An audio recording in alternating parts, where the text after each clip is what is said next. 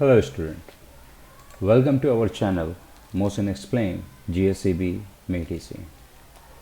In this video हम लोग standard 9 subject social science Navneet first aid assignment 21-22 के section D subject social science की जो आंसर इन डिटेल है उसको हम लोग डिस्कस करने वाले हैं. So let's start. Discuss the nature and effect of the boycott, agitation and national movement. For example, Bang Bang movement. हम लोग इस क्वेश्चन में हमारे देश के अंदर जब गांधी जी ने और कह सकते हैं लोगों ने यहाँ पे बॉयकॉट यानी अंग्रेज़ों के सामानों का बहिष्कार करना स्टार्ट किया था, तो उसके असर क्या क्या थे. So the answer is the Bang Bang movement was launched in Bengal to protest against the partition of Bengal by the Viceroy Lord Curzon on 16th October 1905. अब हमारे देश के अंदर 16 अक्टूबर 1905 में वायसरॉय जो हमारे लॉर्ड कर्जन थे उन्होंने बंगाल को दो पार्ट में डिवाइड किया था. एक हम लोग जानते हैं वेस्ट बंगाल जो आज हमारे यहाँ पे है, एक है वेस्ट बंगाल और दूसरा था ईस्ट बंगाल जिसको आज हम बांग्लादेश के नाम से जानते हैं. अब इन्होंने जो डिवीज़न किया था, ये डिवीज़न सिर्फ एक ही मकसद से किया था कि ताकि हिंदू और मुस्लिम के बीच में लड़ाई करवाई जा सके. So this movement spread to the other part of India. Boycott of the foreign good and use of the indigenous good were the main component of the movement.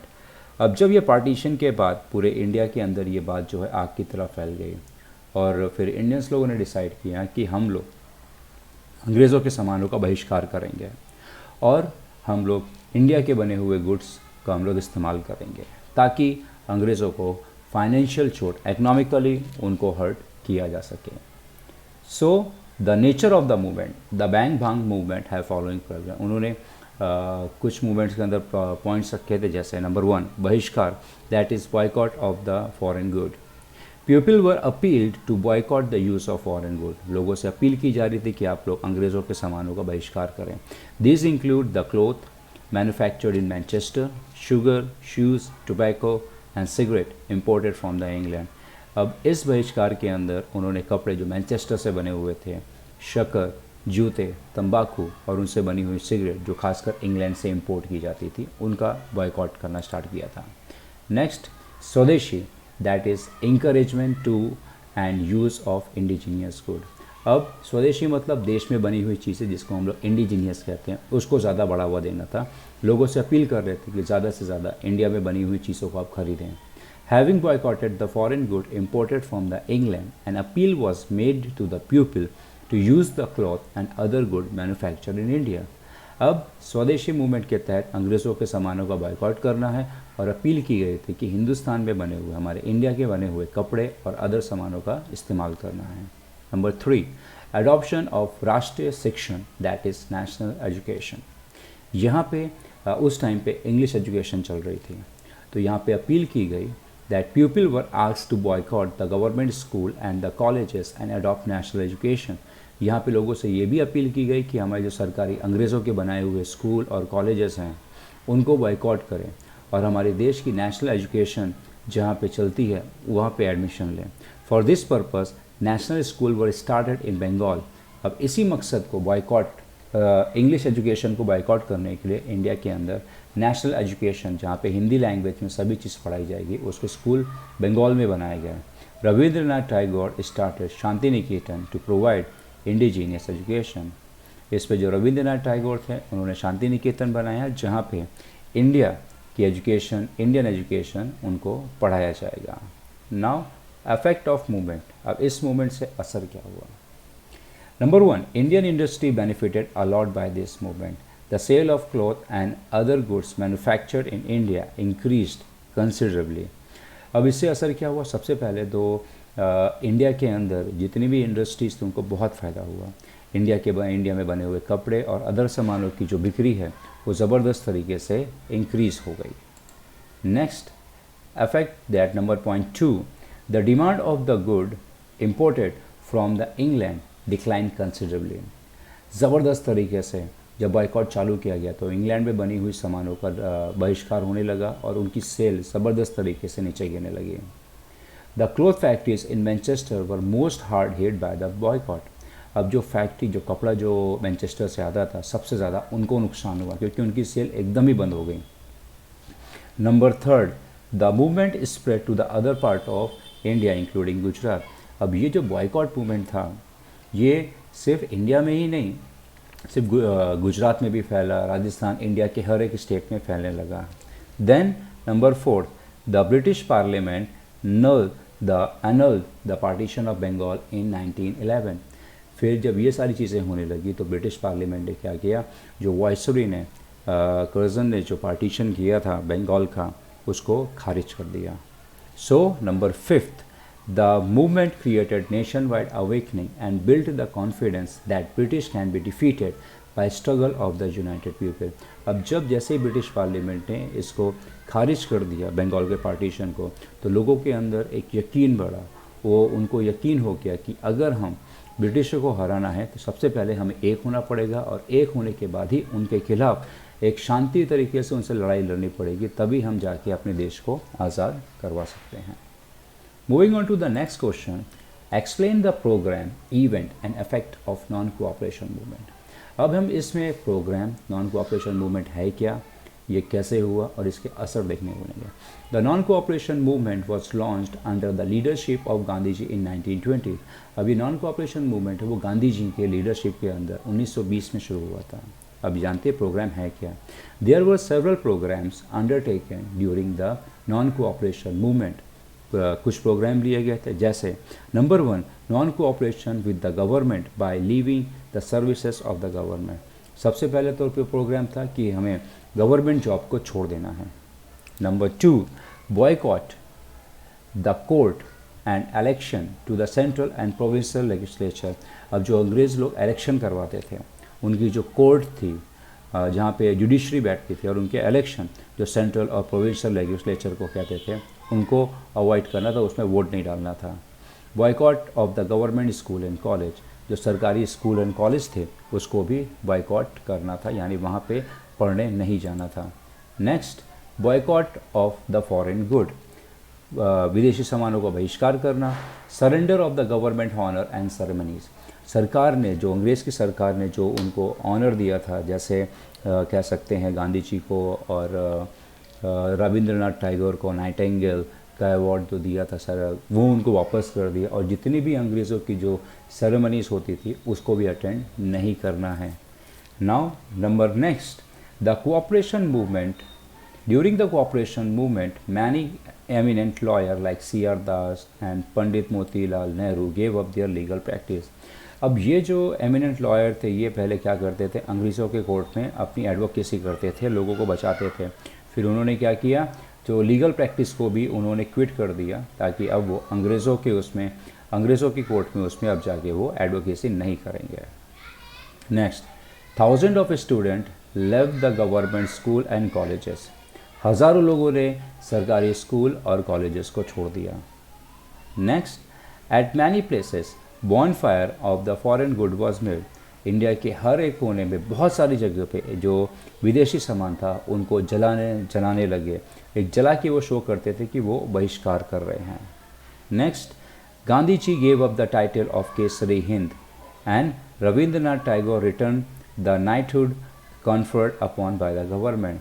Gandhi ji ने जो उनको अंग्रेज़ों ने टाइटल दिया था जैसे केसरी हिंद, और रविंद्रनाथ टैगोर को नाइटहुड का दिया था, वो भी उन्होंने गिव अप कर दिया। नाउ नेक्स्ट है हमारा इसमें कंस्ट्रक्टिव प्रोग्राम। कंस्ट्रक्टिव प्रोग्राम को अगर समझा जाए तो यहाँ पे ऐसे प्रोग्राम से हमारे देश किस तरह मजबूत होने लगा। Along with the non cooperation activities, the positive aspect of the non cooperation movement was launched of the constructive program. अब जैसे ही नॉन कोऑपरेशन एक्टिविटीज़ होने लगी, लोग इस प्रोग्राम को फॉलो करने लगे, तो इससे बहुत सारी चीज़ें अच्छी होने लगी, जैसे revival of the village economy bye supporting agriculture, village and cottage industries. अब जैसे ही ये नॉन कोऑपरेशन मूवमेंट अडॉप्ट किया गया, इससे हमारी जो गांव की इकोनॉमी है, जैसे खेतीबाड़ी और विलेज में जो कॉटेज इंडस्ट्रीज़ थी, वो भी मजबूत होने लगी क्योंकि उनकी सेल बहुत बढ़ गई। Propagation of khadi to provide employment to the village weaver. अब गांधी जी ने अपील करी कि अब खादी कपड़ा पहने, जिसकी वजह से देखा जाए तो गांव में जो खादी कपड़ा बुनते थे उनको भी रोज़गार मिलने लगा। हिंदू मुस्लिम यूनिवर्सिटी यानी हिंदू मुस्लिम के बीच में झगड़ा कराने के लिए ही इन्होंने बंगाल का पार्टीशन किया था। तो अपील करी कि हिंदू मुस्लिम सब साथ में रहेंगे। इरेडिकेशन ऑफ अनटचेबिलिटी यानी जो डिस्क्रिमिनेशन, भेदभाव, छूत-अछूत, नीच जाति, ऊपर नीची, इसको पूरी तरीके से वो ख़त्म कर दिया। Now promotion of national education accordingly Kashi Vidyapith, Gujarat Vidyapith, Tilak Maharashtra Vidyapith and Jamia Millia university was set up. अब नेशनल एजुकेशन को प्रमोट करने के लिए पहले हमारे यहाँ पे क्या चलता था, इंग्लिश एजुकेशन चलती थी जो डलहौसी लेकर आए थे। तो नॉन कोऑपरेशन मूवमेंट के तहत हमें इंग्लिश एजुकेशन को क्विट करना है और हमारी जो नेशनल एजुकेशन है, जैसे हर एक चीज़ हिंदी लैंग्वेज में हम पढ़ेंगे। इसके देखते हुए तो ये सारी यूनिवर्सिटीज़ को सेटअप किया गया जहाँ पे इनको हायर एजुकेशन मिल सके। Collection of 1 crore rupees toward Tilak Swaraj fund.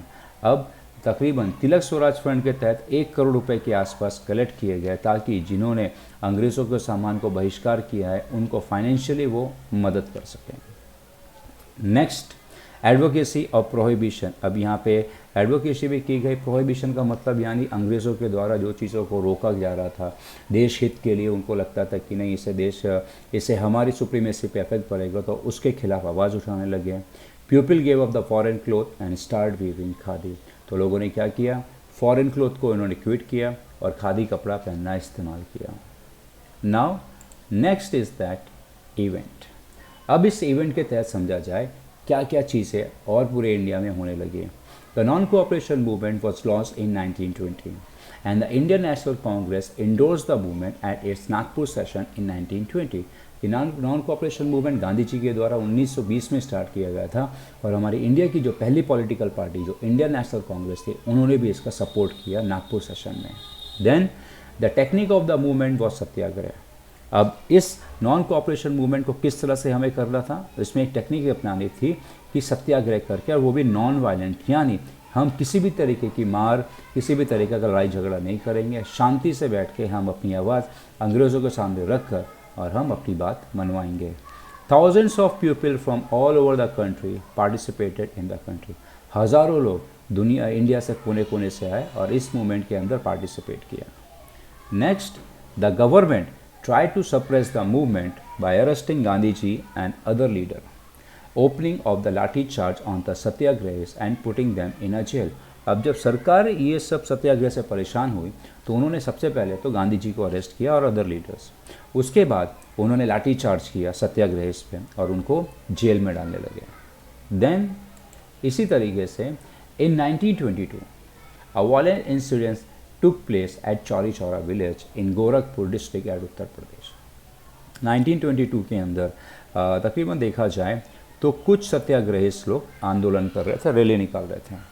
अंग्रेज़ों को जब ये मालूम पड़ा तो उन्होंने एक छोटी सी टीम पुलिस वालों की भेजी वहाँ पे उनको रोकने के लिए। पुलिस वाले वहाँ पे पहुँचे तो उन्होंने क्या किया, सीधा वहाँ पे गोलियाँ चलाना चालू कर दी, जिसमें कुछ लोग मारे गए, कुछ लोग घायल हुए। और जब ये गोलीबारी हुई तो जो लोग इस रैली में इंक्लूडेड थे उनको गुस्सा आया और उन्होंने पुलिस वालों के ऊपर हमला कर दिया, जिसमें तकरीबन 21 पुलिस वालों आसपास मारे गए थे। जब गांधी जी को ये पता चला तो उनको बहुत ही बड़ा सदमा लगा और तब उसके बाद Gandhi ji there upon Gandhi ji withdraw the non cooperation movement. इसके बाद गांधी जी ने क्या किया, नॉन कोऑपरेशन मूवमेंट को विड्रॉ यानी एंड अप कर दिया। नेक्स्ट है हमारा सी। अब हम जानेंगे इसके असर क्या क्या हुआ। The non cooperation movement generated national awareness regarding the right of the people. अब ये जो नॉन कोऑपरेशन मूवमेंट जो शुरू हुआ था ना, तो इससे लोगों को अपने अधिकारों के बारे में मालूम पड़ने लगा। Then the fear of the government and the police disappear. अब सरकार के लेके जो डर और पुलिस को लेके जो डर था वो ख़त्म हो गया। People become fearless and prepare to fight against injustice as well as attend of country's freedom. जब ये डर ख़त्म हुआ तो लोग घर से बाहर निकले और अंग्रेज़ों के खिलाफ उन्होंने लड़ाई लड़ना स्टार्ट कर दिया, वायलेंट तरीके से और नॉन वायलेंट तरीके से, दोनों से, ताकि वो देश को आज़ाद कर सकें। Congress become an organisation of people and people from all section of the society, youth and women participated in the movement. अब कांग्रेस एक सेंटर बन गया, ऑर्गेनाइजेशन बन गया, जो लोगों को ऑर्गेनाइज तरीके से वो क्या करते थे, देश को अपोज करते थे। अब जब इसी कांग्रेस की जब ऑर्गेनाइजेशन क्रिएट हुई तो सभी जाति, सभी धर्म, सभी तबके के लोग इसमें जुड़े और उन्होंने इस मूवमेंट के अंदर पार्टिसिपेट करके इस नॉन कोऑपरेशन मूवमेंट को सपोर्ट करने की कोशिश करी। Next, national education spread across the country. इससे क्या हुआ, इसका इफेक्ट पूरे देश के अंदर नेशनल एजुकेशन फैलने लगी। Hindi was use as a medium of mass communication in place of Hindi. जहाँ पे पहले इंग्लिश का इस्तेमाल किया जाता था, अब जो लोगों ने हिंदी का इस्तेमाल करना चालू कर दिया था। However the movement fail in its objective of dislodging the British rule in India. अब ये देखा जाए, ये जो मूवमेंट था अगर देखा जाए तो ब्रिटिश गवर्नमेंट ने यहाँ पे एक और चाल चली, जिसमें उन्होंने the communal violence in Kerala between the Hindu and zamindar and the Muslim labour was unfortunate incidence. एक केरला में एक इंसिडेंस हुआ था जिसमें हिंदू जमींदार और मुस्लिम वर्करों के बीच में लड़ाई हो गई। अब ये जो इंसिडेंस था, इसने नॉन कोऑपरेशन मूवमेंट को एकदम वीक कर दिया, जिसकी वजह से non cooperation movement bit fail हो गया। Now moving on, next topic, next question, Jallianwala Bagh मैसाकर। अब जलियांवाला बाग मैसाकर देखा जाए तो हमारे इंडिया में 4 से 5 मैसाकर हुए हैं, जिसमें से one of the most deadliest था जलियांवाला बाग, यानी बहुत बड़ा कांड हुआ था। A public meeting was organise at Jallianwala Bagh in Amritsar on 13 April 1919 to protect against the arrest of doctor Satyapal and doctor Saifuddin Kitchlew and to condemned the Rowlatt act. तकरीबन 13 अप्रैल 1999 को जलियांवाला बाग अगर देखा जाए तो एक अमृतसर में एक जगह है पंजाब में, जहाँ पे जो लोग थे वो लोग एक शांति तरीके से प्रोटेस्ट कर रहे थे, क्योंकि डॉक्टर सत्यपाल और सैफुद्दीन किचलू को अरेस्ट कर लिया था। किस पे? क्योंकि वो लोगों ने रॉलेट एक्ट के खिलाफ आवाज़ उठाई थी और कंडेम किया था। Then thousands of unarmed people had assembled on the Baisakhi day of the public meeting at Jallianwala Bagh। इसमें तकरीबन हज़ारों की तादाद में लोग इसमें जलियांवाला बाग में आए थे। अब वो बैसाखी का दिन था। Then while the meeting was in progress, military troop entered Jallianwala Bagh. और जब मीटिंग चली रही थी, तकरीबन अंग्रेज़ों की एक आर्मी की टुकड़ी वहाँ पे जलियांवाला बाग में आई। General Dyer without giving an prior warning order the soldier to open fire on the assembled people. अब जनरल डायर बिना किसी तरीके की वार्निंग दिए सीधा अपने सैनिकों को बोल दिया कि सबको गोली मार दो। Within a less than 10 minute 1500 round were fired, killed 379 peoples and cause injury of 1200 people. और तकरीबन 10 मिनट के अंदर तकरीबन 1500 राउंड गोलियां चले, जिसमें तकरीबन 450 के आसपास लोग मरे और 1200 से ज़्यादा लोग घायल हुए। This मैसाकर was condemned all over the country. Rabindranath Tagore surrender the knighthood conferred upon him by British government. अब जब ये बात पूरी दुनिया, पूरे इंडिया में आग की तरह फैल गई, तो रविंद्रनाथ टैगोर ने इसका कंडेम किया और उनको जो अंग्रेज़ों ने टाइटल दिया था नाइटहुड का, उसको उन्होंने गिव अप कर दिया। It led to an unprecedented unity among the people of India and serve as the background to the non cooperation movement. अब जब ये चीज़ हुई तो पूरे देश के अंदर लोग यूनाइट हो गए और उन्होंने फिर नॉन कोऑपरेशन मूवमेंट को स्टार्ट किया 1920 को।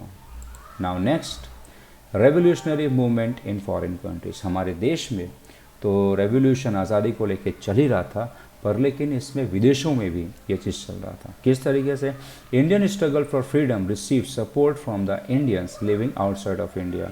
अब ये जो इंडिया में जो फ्रीडम का जो चल रहा था, स्ट्रगल फॉर फ्रीडम, ये सिर्फ इंडिया में ही नहीं, जो आउटसाइड देश के बाहर रह रहे थे उन्होंने भी सपोर्ट किया। जैसे श्याम जी कृष्णा, मदन लाल डिंगरा, वीर सावरकर, लाला हरदयाल, उधम सिंह, राजा महेंद्र प्रताप, मैडम भीखाजी कामा, सरदार सिंह राणा, मौलाना अब्दुल्ला, चंपक रामन पिल्लई, डॉक्टर मथुर सिंह, खुदा बख्श extended support to the revolutionary activities. Now Veer Savarkar secretly supplied arms and ammunition to Indian revolutions. Veer Savarkar जो है वो चुपके से इंडियन हथियार भेज रहे थे ताकि वो इंडिया में काम आ सके। Madan Lal Dhingra assassinated William Wyllie. Madan Lal Dhingra ने विलियम वाइल का कत्ल किया। Then the Indian independence league later name as Ghadar party was form by Lala Hardayal in America. America में एक इंडियन इंडिपेंडेंस लीग को बनाया गया, जिसका बाद में गदर पार्टी नाम रखा गया। ये बनाया था लाला हरदयाल ने। Then Champak Raman Pillai formed a revolutionary volunteer organisation in Germany. अब चमक जो रमन लाल पिल्लई थी ये जर्मनी भी थे, और उस वक्त जर्मनी और इंग्लैंड दोनों एक दूसरे के दुश्मन थे, इसीलिए उनको जर्मनी से भी सपोर्ट मिल रहा था। और उन्होंने ये कोशिश करी थी कि वो they plan a launch and invasion of India, वो इंडिया पे हमला करेंगे। Then madam Cama unfold Indian flag at the International Socialist Conference at Stuttgart Germany in 1907। अब मैडम कामा ने इंडियन फ्लैग को डिज़ाइन किया और वहाँ पे भारतीय तिरंगे को उन्होंने वहाँ पे लहराया जर्मनी में। जर्मनी में कहाँ पे? एक सोशलिस्ट इंटरनेशनल सोशलिस्ट कॉन्फ्रेंस चल रही थी स्टटगर्ट में। Then Raja Mahendra Pratap had formed an Indian government in exile in Kabul Afghanistan. उन्होंने भी एक इंडियन गवर्नमेंट की फॉर्मेशन करी काबुल अफ़गानिस्तान में। Then revolutionary activities in Myanmar and Singapore were guided by Sohanlal Pathak and Bhai Premanand respectively. Myanmar और सिंगापुर में भी जो वहाँ पे इंडियंस रह रहे थे, तो उन्होंने भी ग्रुप बनाया और उनको लीड कर रहे थे Sohanlal Pathak and Bhai Premanand respectively. Now moving on to the next, growth and development of fierce revolutionary movement। अब किस तरह से देखा जाए ग्रोथ हुई, डेवलप हुई देश के अंदर, जो हमारी जो क्रांति चल रही थी आज़ादी में, उसमें किस तरीके से डेवलपमेंट हुआ। Number 1, the revolutionary movement was started in the second half of the 19th century. यानी तकरीबन 1920 के बाद से हमारे देश के अंदर रेवोल्यूशनरी मूवमेंट स्टार्ट हो गया, और इनको स्टार्ट करने वाले थे वासुदेव बलवंत फाड़के जो महाराष्ट्र में थे। Second, revolutionary activities spread to. अब ये जो एक्टिविटीज़ है ये इंडिया के कोने कोने में पहुँच लगी, जैसे महाराष्ट्र, बंगाल, पंजाब, बिहार, उड़ीसा, गुजरात, राजस्थान, उत्तर प्रदेश, सेंट्रल प्रोविंस यानी मध्य प्रदेश आपका, और फिर कह सकते हैं आपका छत्तीसगढ़ आज के टाइम पे, और मद्रास में भी। Then the revolutionary establish secret societies. अब जो क्रांतिकारी थे उन्होंने सीक्रेट सोसाइटीज़ बनाई, जैसे मित्र मेला, लेटर उसके बाद नाम रखा गया अभिनव भारत। उसी तरीके से Anushilan Samiti, Indian patriotic association and अंजुमे मोहलिना वतन, ये सीक्रेट सोसाइटीज़ बनाई गई। Then number 4, they started newspaper like Yugantar, Navshakti and Vande Mataram to spread the revolutionary ideas. अब उस वक्त एक बहुत अच्छी चीज़ चल रही थी न्यूज़पेपर। अब न्यूज़पेपर के ज़रिए वो क्या करते थे, वो अपने बात आइडियाज़ इंडिया के कोने कोने तक बहुत ही कम समय में वो पहुंचा सकते थे। नेक्स्ट मूवमेंट पढ़ते हैं। Attempt was made on the life of Rand and unpopular British officer by like Damodar and Balkrishna Chapekar on Pune on 23 July 1897। अब एक थे कि जो ऑफिसर थे रैंड और एक और ब्रिटिश ऑफिसर थे, उनके ऊपर दामोदर और बालकृष्ण ने हमला किया था पुणे में, और तकरीबन 23 जुलाई 1997। Khudiram Bose and Prafulla Chaki through a bomb on the vehicle of Lord Minto. और खुदीराम बोस ने और प्रफुल्ल चाकी ने लॉर्ड मिंटो की गाड़ी के ऊपर बम फेंका था, जो कि था 13 नवंबर 1909, और ये दिल्ली में थे। देन उसके बाद तकरीबन 34 revolutionary was prosecuted in Alipur conspiracy. तकरीबन 34 जो क्रांतिकारी थे उनको मौत की सज़ा दे दी गई जो अलीपुर कॉन्स्पिरेसी में इन्वॉल्व थे। सेवरल रेवोल्यूशनरीज, कुछ क्रांतिकारी को हावड़ा से अरेस्ट किया गया और उसके बाद ढाका मैसेकर्स में अरेस्ट किया गया। Number 7, the revolutionary movement spread outside India. धीरे धीरे करके ये इंडिया के बाहर भी फैला, जिसमें लाला हरदयाल, उन्होंने गदर पार्टी बनाई अमेरिका में। Shyamji Krishna Varma establish Indian House in London. Then madam Bhikaji Cama, उन्होंने इंडियन फ्लैग को जर्मनी में जो एक इंटरनेशनल कॉन्फ्रेंस हुई थी 1907 में, वहाँ पे अपने देश के झंडे को उन्होंने फैलाया। नेक्स्ट, अब इन सेकेंड अभी तक हम लोग ने जाना 1901 से 1920 तक। अब 1920 से 1942 के बीच में revolutionary like Ram Prasad Bismil and Ashfaq Ulla Khan were involved in Kakori loot case. उन्होंने काकोरी में एक ब्रिटिश ट्रेन को लूटा था, जिसमें राम प्रसाद बिस्मिल और अशफाक उल्ला खान इन्वॉल्व थे। देन भगत सिंह, राजगुरु एंड सुखदेव, उन्होंने सेंट्रल हॉल में, यानी वहाँ पर जो असेंबली थी उनके बीच में एक बम गिराया था। किसी को नुकसान पहुँचाना मकसद नहीं था, बस यही बताना था कि हमारे पास भी बम बनाने की टेक्निक है। Then the foundation of revolutionary movement in Gujarat was led by Aurobindo Ghosh. Gujarat के अंदर जो रेवोल्यूशनरी, जो क्रांतिकारी, जो ये क्रांति का जो मूवमेंट था वो अरबिंदो घोष ने डाला। His brother Virendra Kumar Ghosh and पुरानी ब्रदर। अब इनके साथ में, अरबिंदो घोष के साथ में इनके जो भाई थे वीरेंद्र कुमार घोष और पुरानी brothers. Number 10, the other notable revolutionary were Veer Savarkar and Chandrashekhar Azad. इसके अलावा और भी दूसरे बहुत ही ज़्यादा नोटेबल रेवोल्यूशनरी से क्रांतिकारी हैं, जैसे हमारे वीर सावरकर और चंद्रशेखर आज़ाद। इनको हम बहुत अच्छे से जानते हैं। Now next question. अब ये जो है हिस्ट्री का पार्ट ओवर हो गया। अब यहाँ पे हम स्टार्ट करते हैं geography. Why does India had a diversified physiography. अब डाइवर्सिफाइड फिजियोग्राफी का अगर समझा जाए तो फिजियोग्राफी हमारा बनता है जैसे ज़मीन, पहाड़, पेड़ पौधे, नदी, ये सब अलग अलग तरीके की ज़मीन को हम लोग क्या कहते हैं, फिजियोग्राफी। अब चलिए हम स्टडी करते हैं। Lofty and extensive mountain ranges composed of stratified and metamorphic rock are seen in North India. अब अगर यहाँ पे देखा जाए तो हमारे इंडिया में अलग अलग तरीके की ज़मीन, जैसे सबसे पहले हम इंडिया के नॉर्थ से स्टार्ट करते हैं। ये जो ज़मीन है जैसे हमारा हिमालयन रीजन, ये स्ट्रेटिफाइड और मेटामॉर्फिक रॉक से बनी हुई है। There are high mountains and plateau and narrow deep valley and passage. अब यहाँ पे देखा जाए तो हमारे बहुत ही ज़्यादा प्लेटू, स्टेबल लैंड, नैरो देखा जाए पतले, और कह सकते हैं बहुत ही गहरी गहरी खाई हैं और तालाबें हैं और passes. Number 2, the Great Northern Plain is form of alluvium of the great river like Sindhu, Ganga and Brahmaputra. हमारा जो नॉर्दर्न प्लेन है एक तरीके से देखा जाए, जिसमें हमारा उत्तर प्रदेश, पंजाब, हरियाणा, बिहार सर्टेन पार्ट आते हैं, यहाँ पर की जो मिट्टी है वो अलुवियम से बनी हुई है और जो खेती के लिए बहुत ज़्यादा फर्टाइल है। और ये मिट्टी को अलुवियम से बनाने में सिंधु नदी, गंगा नदी और ब्रह्मपुत्र नदी का बहुत बड़ा हाथ है। The rest of the region in south India is called Indian peninsula. अब इसके अलावा जो रेस्ट ऑफ इंडिया है, जो आप नॉर्थ का छोड़ के हम अगर साउथ में आए, वो हम लोग उसको इंडियन पेनिनसुलर कहते हैं। Now the third point, southern peninsular प्लेटू is composed of igneous and metamorphic rock. अब हमारा जो सदर्न प्लेटू है, अगर देखा जाए सदर्न पेनिनसुलर प्लेटू है, हम अगर हमारे इंडिया का अगर पोर्शन अगर समझते हैं तो ये हमारा इंडिया है, ठीक है। अब ये जो रीजन है ये पूरा प्लेटू है, जिसको हम लोग डेक्कन प्लेटू के भी नाम से जानते हैं। यहाँ पे जो है आपका इग्नियस देखा जाए तो लावा के बाद जो सबसे पहला जो पत्थर फॉर्म होता है वो इग्नियस होता है। और मेटामॉर्फिक देखा जाए तो ये पत्थर की थर्ड स्टेज होती है, क्योंकि इग्नियस के बाद आपका स्ट्रेटिफाइड रॉक और उसके बाद मेटामॉर्फिक रॉक आपका बनता है।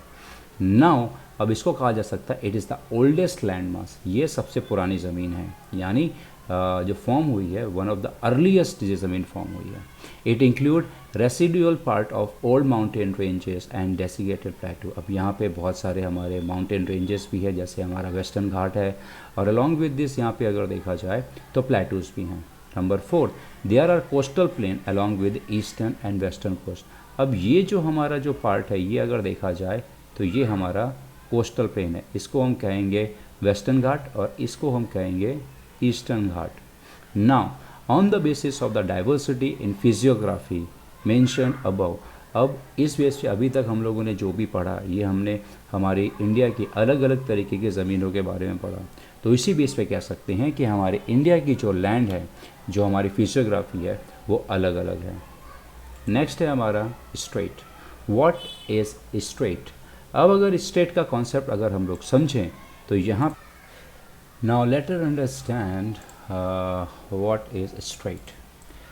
A small stretch of sea connecting two large seas is called strait. Example, Park Strait and Strait of Malacca. अब यहाँ पे देखेंगे, ये आप देख रहे हैं ना ये रीजन। अब ये रीजन क्या है आपका, इसको हम कह सकते हैं स्ट्रेट कह सकते हैं, क्योंकि ये दो रीजन को क्या कर रहा है, ज्वाइन कर रहा है। किस तरीके से, फॉर एग्जांपल देखें आप यहाँ पर से, ये देखिए ये जो पोर्शन है, ठीक है, ये दो लार्ज लैंड मास को कनेक्ट कर रहा है यहाँ पे। तो इस तरीके का कभी भी अगर स्ट्रक्चर आता है तो यहाँ पे हम ऐसे स्ट्रक्चर को हम लोग कहते हैं पार्क स्ट्रेट कहते हैं। और ये हमारे इंडिया और श्रीलंका के बीच में एक है, जहाँ पे दो ह्यूज बॉडीज़ कनेक्ट हो रही हैं, so it is known as Palk Strait. Next आ जाते हैं हम hemisphere. Explain the hemisphere and its geographical name. The equator divides the earth into two equal parts and each of these part is known as hemisphere. हम जानते हैं कि that हमारा जो अर्थ, अगर हम अर्थ की बात करें तो ये गोल स्ट्रक्चर है, ठीक है। अब यहाँ पर से हम जानते हैं कि हमारे बीच में से इक्वेटर पास हो रहा है, तो ये हमारा जो है ये हमारा नॉर्दर्न हेमिस्फीयर है और ये हमारा सदर्न हेमिस्फीयर है। तो कभी भी कोई भी एक सर्कल अगर कोई चीज़ उसको दो इक्वल पार्ट में डिवाइड कर रही है तो उसको हम कहेंगे हेमिस्फीयर। नेक्स्ट है standard time. In white country, the local time of the place in the center or an important place there is considered to be the standard time. अब स्टैंडर्ड अगर देखा जाए कोई भी कंट्री जो बहुत ही ज़्यादा वाइड है, अगर हम कह सकते हैं जैसे हमारे इंडिया की अगर देखा जाए तो हमारे इंडिया में भी एक IST पास होती है। अब हमारे इंडिया की अगर चौड़ाई देखी जाए तो बहुत ज़्यादा वाइड है और यहाँ पर से एक क्या होता है, ये एक्चुअली टाइम जोन होता है। जैसे हमारे यहाँ पे कहा जाए तो IST Indian standard time consider किया जाता है। अब इसी तरीके से अगर देखा जाए this time is applicable to all places of the entire nation, और यहाँ पे जो टाइम होगा वो पूरे इंडिया में एप्लीकेबल होगा। फॉर एग्जांपल अगर देख सकते हैं तो USA में आपका 6 स्टैंडर्ड टाइम है and each in Canada and USA and 11 in Russia, क्योंकि रशिया जो है वो बहुत ही ज़्यादा चौड़ा देश है, वाइड है पूरा, और सेम उसी तरीके से हमारा USA भी और कनाडा भी। Now next is peninsula. A peninsula is that land mass which is surrounded by sea or large water mass. अब पेनिनसुला अगर देखा जाए एक ऐसा लैंड मास है, सपोज फॉर एग्जांपल ये हमारे इंडिया का सदर्न पार्ट है, ठीक है। तो हमारा इंडिया जो है वन, ये है हमारा यहाँ पे बे ऑफ बंगाल, यानी हमारा कह सकते हैं बे ऑफ बंगाल। ये है हमारा सेकंड, यहाँ पे है हमारा अरेबियन सी और यहाँ पे है हमारा इंडियन ओशियन। तो 1 2 3, तो कोई भी ज़मीन अगर 3 पार्ट से घिरी है तो हम उसको पेनिनसुलर कहेंगे। नाउ नेक्स्ट है diversion plate. What is diversion plate? Diversion plate अगर देखा जाए तो कोई भी ज़मीन अगर बाय चांस ये ज़मीन है, ठीक है, और बीच में से है, जब दो प्लेट एक दूसरे से अगर अलग जाती हैं तो that is consider as an diversion plate. A few places the tectonic plates are drifting apart from going away from the each other. अब हम जानते हैं कि हमारा अर्थ जो है वो 7 टेक्टोनिक प्लेट से जुड़ के बना है। अब जब यही प्लेट जब एक दूसरे से अलग होंगी तो हम इनको क्या कहेंगे? डाइवर्जन प्लेट्स कहेंगे। Now moving on to the next question, give information about the location and the area of India. अब हम लोग जानेंगे कि हमारे इंडिया की जो लोकेशन और उसके एरिया के बारे में हम जानेंगे। Now the first, India is an peninsular country, जो अभी हम लोग ने थोड़ी देर पहले समझा। Then other than its mainland that it include the 2 archipelagos of Lakshadweep and Andaman and Nicobar। अब हमारे देश में अगर देखा जाए तो 2 आर्किपिगलोस हैं।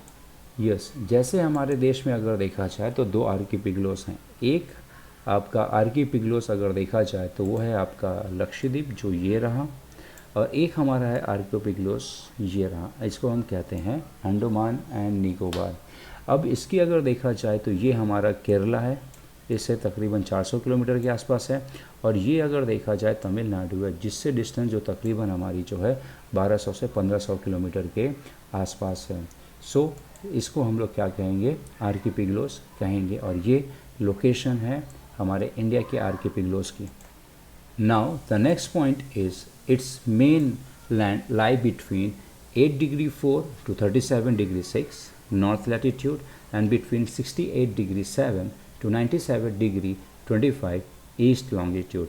अब आप जानते हैं कि लैटिट्यूड और लॉन्गिट्यूड क्या होता है। ये एक तरीके से देखा जाए एक एड्रेस होता है गूगल मैप में, और ये एड्रेस मोस्टली ऑफ ये जो लैंग्वेज है, ये जो एड्रेस की जो लैंग्वेज है ये मोस्टली ऑफ शिप्स और एरोप्लेन वाले करते हैं। तो हमारी जोग्राफिकल एड्रेस जो है, अगर आपको इंडिया वर्ल्ड मैप में अगर ढूंढना है हमारे इंडिया की लोकेशन, तो इन डिग्री को अगर फॉलो करेंगे तो हमें हमारा इंडिया लोकेशन मिल जाएगा।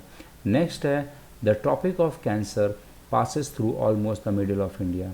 आप जानते हैं कि हमारे इंडिया का अगर देखा जाए तो ये स्ट्रक्चर है, ठीक है।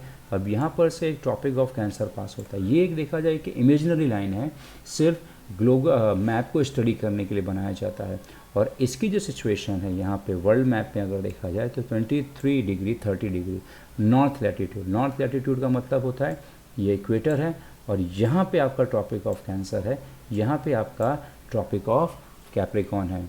सो फॉर एग्जांपल अगर दे देते हैं तो ये हमारा क्या है, इक्वेटर, तो इसके नॉर्थ में क्या है हमारा ट्रॉपिक ऑफ कैंसर, और इसके साउथ में क्या है हमारा ट्रॉपिक ऑफ कैप्रिकॉर्न। तो हमारे नॉर्थ में क्या है, ट्रॉपिक ऑफ कैंसर है, और इसके नीचे देखा जाए तो हमारा इक्वेटर फॉल होता है। और इसकी जो लोकेशन, अगर इक्वेटर 0 है तो तकरीबन 23 डिग्री हम लोग ऊपर जाएंगे तो हमें हमारा ट्रॉपिक ऑफ कैंसर मिल जाएगा। नेक्स्ट है हमारा Lakshadweep island are located in the Arabian Sea, जैसे अभी हम लोगों ने जाना, सेम उसी तरीके से अंडमान निकोबार हमारे बे ऑफ बंगाल में लोकेटेड है। अब ये हो गई लोकेशन। अलॉन्ग विद दिस, अगर फिर भी अगर हमें डिफ़िकल्टी होती है समझने में, तो हम हमारे सराउंडिंग कंट्रीज़ के द्वारा हम समझ सकते हैं। हमारा इंडिया के वेस्ट में है पाकिस्तान, सेम अफ़गानिस्तान हमारे वेस्ट और नॉर्थ में है, situated in the north west of India. Next अगर देखा जाए हमारे नॉर्थ में चाइना, नेपाल और भूटान है। उसी तरीके से हमारे ईस्ट में बांग्लादेश एंड म्यांमार है, और हमारे साउथ में अगर देखा जाए श्रीलंका है। ये हमारे नेबरिंग कंट्रीज़ हैं। ओके नाउ, अभी हमने हमारे इंडिया की जो जोग्राफिकल लोकेशन हमने जानी, अब हम हमारे इंडिया के एरिया के बारे में डिस्कस करते हैं कि हमारा India size wise, land wise कितना बड़ा है। सबसे पहले तो हम हमारे इंडिया की अगर एरिया को जानें तो हमारे इंडिया का जो एरिया है नियरली अबाउट 32,80,000 स्क्वायर किलोमीटर है, जो अगर देखा जाए पूरे वर्ल्ड का तकरीबन 2.5% होता है। हमारा इंडिया जो है वर्ल्ड के 7वें नंबर पे आता है लार्जेस्ट बिगेस्ट कंट्री में इन अ मैटर ऑफ एरिया। हमसे बड़े 6 देश हैं, जो है Russia, Canada, USA, China, Brazil and Australia. Each of these countries is larger than India by 2 और 5 टाइम। अब ये जो सभी देश हैं, जैसे रशिया 5 टाइम बड़ा है, Canada 2 time, USA 2 time, China 2 time, Brazil 2 time and Australia 2 time. Russia and US Canada कह सकते हैं 5 टाइम हमसे बड़ा है। अब जैसे हमने हमारी जियोलॉजिकल लोकेशन जानी, और एक और कोइंसिडेंस है कि हमारे इंडिया का जो लैटिट्यूडनल एंड लॉन्गिट्यूडनल जो है, जैसे हमारे ये हमारा क्या है लॉन्गिट्यूड है और ये हमारा लैटिट्यूड है, ठीक है, इसी पे ही हमारा इंडिया लोकेटेड है।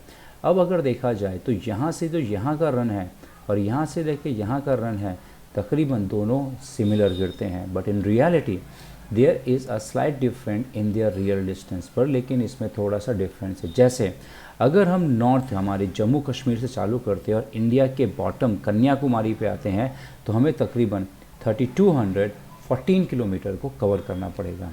अब अगर हम यहाँ गुजरात से हम स्टार्ट करते हैं और हम आसाम साइड पे जाते हैं, जो हमारे इंडिया के ईस्ट का लास्ट स्टेट है, तो तकरीबन 2933 किलोमीटर को हमें कवर करना पड़ेगा।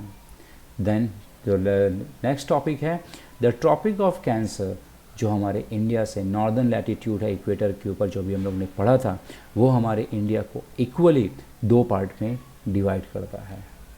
सो now next, due to the longitudinal difference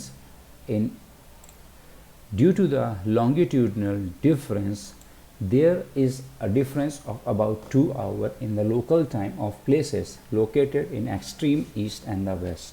अब आप जानते हैं कि दैट हमारे यहाँ पे जो इस तरीके का जो लॉन्गिट्यूडनल डिफरेंस है, सपोज फॉर एग्जांपल अगर हम यहाँ पे इंडिया का मैप अगर हम लोग लेते हैं, तो आप जब इंडिया के मैप को आप जब हम इंडिया के मैप को हम लोग स्टडी करेंगे तो हम यहाँ पे सिंपल सा कॉन्सेप्ट पाएंगे। तो अब हम देखते हैं ये है हमारा आसाम, ओके, और ये है हमारा गुजरात, और हमारा जो IST है वो तकरीबन यहाँ से पास होता है। ऑलराइट, 5 स्टेट क्रॉस करता है। अब अगर फॉर एग्ज़ाम्पल यहाँ पे सुबह के अगर 5 बजे हैं 5 AM, तो हमारे यहाँ पे टाइमिंग कितना होगा 3 AM, तकरीबन 2 घंटा हम यहाँ पर से पीछे हैं। सो इस तरीके का देखा जाए तो यहाँ पे हमारा 2 टाइम जोन है, पर लेकिन हम फिर भी एक ही टाइम जोन को हम फॉलो करते हैं।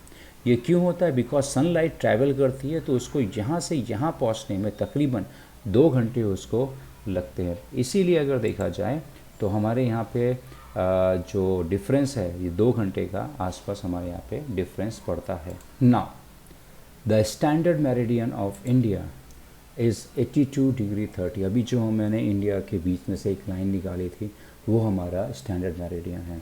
East latitude it passes through Mirzapur district of Uttar Pradesh and its local time is considered to be the standard time of India.